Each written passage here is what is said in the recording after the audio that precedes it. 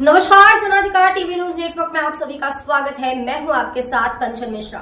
चलिए रुक करते हैं आज की कुछ खास खबरों की तरफ।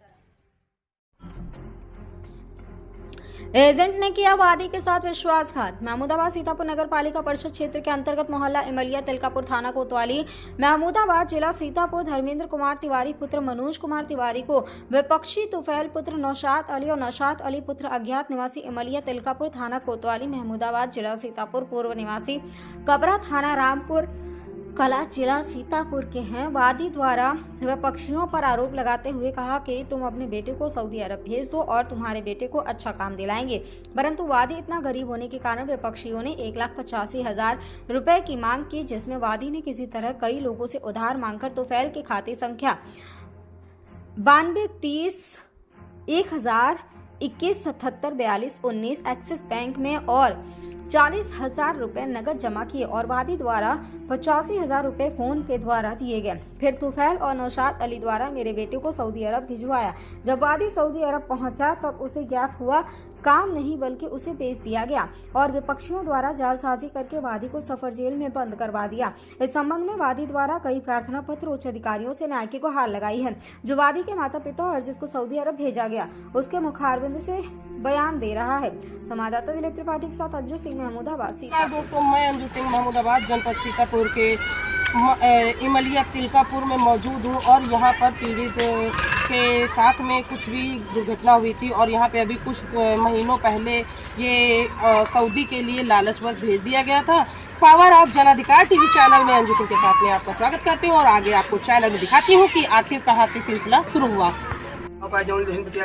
नमस्कार दोस्तों, मैं इस वक्त जनपद सीतापुर के तहसील महमूदाबाद इमलिया तिलकापुर में मौजूद हूँ और यहाँ पर एक सूत्रों के अनुसार जानकारी मिली कि बेटे को बेच दिया गया है किसी दलाल के हाथों सऊदी अरब जाने के सिलसिले में लेकर। आइए मैं जानना चाहती हूँ कि पूरा प्रकरण क्या है, बेटा गया था तो कैसे गया और अब जो है वो आया है तो किस तरीके से आया है। आइए आपको जानकारी देते हैं और पूरी जानने की कोशिश करते हैं, रूबरू होते हैं परिवार और उसके बेटों से और पूरी कहानी जानते हैं कि आखिर मामला शुरू कहां से हुआ और सफर कहां से कहां तक का किया। तो नाम क्या है बेटा आपका? धर्मेंद्र कुमार त्रिपाठी। धर्मेंद्र, तुम कहाँ गए थे? Saudi Arabia. अच्छा, अब बात करेंगे इनके पिताजी से। आपका क्या नाम है? मनोज कुमार तिवारी। आपका क्या नाम है? सरला देवी। आप इनके माता पिता हैं? जी। अच्छा, ये आपका बेटा भी सऊदी गया था, सूत्रों के अनुसार जानकारी मिली हम लोगों को। और सऊदी गया तो किस तरीके से और किसके द्वारा गया था? ये तुफैल नौशाद बापूत के द्वारा गया था, सऊदी अरब भेजा था कि तुम्हारे लड़के को कुर्सी पर बैठकर ऑर्डर टेकर का काम करना है मॉल में और कोई काम नहीं है, अच्छा पैसा कमाएगा और 1 साल में सोने का गुटका और 2 साल में सोने की जंजीर वहाँ मिलेगी और भैया को भेज देना। 1.5 लाख रुपया नकद पड़ेगा, पैसा एक कम नहीं पड़ेगा और लड़के को वहाँ भेज दिया गया। वादी का चूंकि आरोप है कि लड़के को काफी लालच दिया गया, लालच के चलते लड़के को बहला फुसला के सऊदी अरब ऑर्डर टेकर के माध्यम से भेजा गया। अब आइए जानते हैं धर्मेंद्र से कि उसको ऑर्डर टेकर के लिए भेजा और फिर वहां पर सऊदी जब ये पहुंचा तो वहां पर कैसे इसके साथ क्या सलूक हुआ। तो भैया, कैसे आपका सफर शुरू हुआ यहाँ से, पूरा बताएं। मैं यहाँ से लखनऊ गया, जो मुझे भेजा गया था, जिसने भेजा था मुझे वो भी मेरे साथ में लखनऊ तक गया था उसने। और जिसने भेजा था उसका नाम बताओ। उसका नाम है नौशाद। वो नौशाद है, मुस्लिम है, जो मुझे भेजा था। नौशाद अली नाम है उसका। पिता का क्या नाम है? वही पिता है नौशाद अली। हाँ, और उसके लड़के का नाम तुफैल है। ये दोनों ने मिलकर मुझे भेजा है, दोनों ने मिलकर। नौशाद जब मैं लखनऊ पहुंचा तो वहाँ रुका, थोड़ी देर वेट किया, उसे एयरपोर्ट पे वेट किया। थोड़ी देर के बाद नौशाद के पास एक कॉल आई तो उसने थोड़ी मुझसे हट के ज़रा बात करने के लिए मुझसे हट के थोड़ी दूर पे चला गया। उसने कॉल किया, फिर कॉल पे उसने बात की कि माल आ रहा है लोड यहाँ से और अभी पहुँचे क्या क्या जरा फिर से बताएं हमारे दर्शकों को कि जो है माल मीन्स क्या, कौन? नहीं, ये हमें भी नहीं समझ में आया पहले कि माल है क्या चीज़, ये कौन सा माल है। फिर वो जब बॉम्बे एयरपोर्ट पे पहुँचे तब वहाँ हमें समझ में आया कि माल हम ही लोग थे। हम ही थे, हम ही को बोल रहा था ये माल हम लोग हैं। तो यहाँ से लोड हो गया है, ये बोला लोड हो गया है, यहाँ से कर दिया है 23 नवंबर को वहाँ पहुँच जाएगा रियाद में। और यहाँ से बोल के भेजा था कि ऑर्डर टेकर का काम मिलेगा तुमको उस मॉल में, वहाँ तुमको सिर्फ चेयर पे बैठना है और सिर्फ ऑर्डर लेना है। ऑर्डर पिक करके जो ऑर्डर होगा, जितना आइटम होगा वो निकाल के रख देना है, कस्टमर आएगा खुद अपना लेकर चला जाएगा, ये बोल के भेजा मुझे। फिर वहाँ जब हम लोग पहुँचे रियाद में तो वहाँ ले जाकर टैक्सी आया, हम लोगों को लेकर गया एक रूम में रियाद में। हम लोगों का लगेज लॉक कर दिया और अंदर जितना खाने पीने का सामान था, कपड़े थे, जो सब चोरी कर लिया, वहाँ निकाल लिया। फिर हम लोगों का खाली लगेज लेकर के वहाँ से फिर शिफ्ट कर दिया हम लोगों को 1400 किलोमीटर आगे जद्दा अल-सफा डिस्ट्रिक्ट में, आउट एरिया में हम लोगों को शिफ्ट कर दिया। वहाँ शिफ्ट क्यों कर दिया जद्दा अल-सफा डिस्ट्रिक्ट में?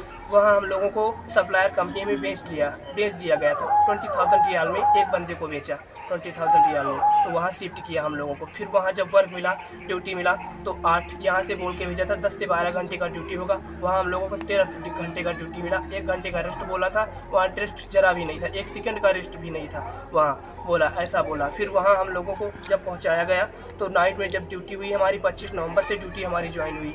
तो जब वहाँ हम गए ड्यूटी के लिए तो वहाँ मुझे काम मिला वर्कर का, उसका क्लीनिंग का काम मिला। वहाँ लैट्रिन साफ़ कराया मुझसे, बाथरूम साफ़ कराया, ये साफ़ कराया, स्टोर का क्लीनिंग करवाया, झाड़ू लगवाया, पोछा लगवाया। फिर बाहर से जो माल आता था वो गाड़ी से निकाल के उसको 2 मंजिल पे चढ़ाना, उसको उसकी लोकेशन पे सेट करना, एडजस्ट करना, ये सब मुझसे करवाया। 13 घंटे का ड्यूटी वहाँ करवाता था। ये लगभग जब ये ड्यूटी तुम किए और उसके बाद में वहाँ जब पहुँचे तो तुमको ये जानकारी नहीं थी कि ये मतलब आपको जो है प्रतिवादी ने या आरोपी ने बेच दिया है? नहीं, ये मुझे तब नहीं जानकारी थी, ये तो मुझे बाद में पता चला जब मैं वहाँ पहुँच गया। उसके बाद में जब मुझे काम मिला तब उसके बाद में पता चला, जब मैंने एजेंट को कॉल किया कि मुझे ये वर्क मिला है तो एजेंट ने वीज़ा मेरे पे सेंड किया कि बोला तुम्हारा यही वर्क का वीज़ा है। उससे पहले उसने नहीं बोला था, उससे पहले उसने मॉल का वीज़ा बोला था। और जब मैं वहाँ सेंड कर दिया, हमको लोगों को भेज दिया वहाँ, तब उसने बोला है। वो वीज़ा कहाँ है जरा दिखा। वीज़ा ये रहा वीज़ा।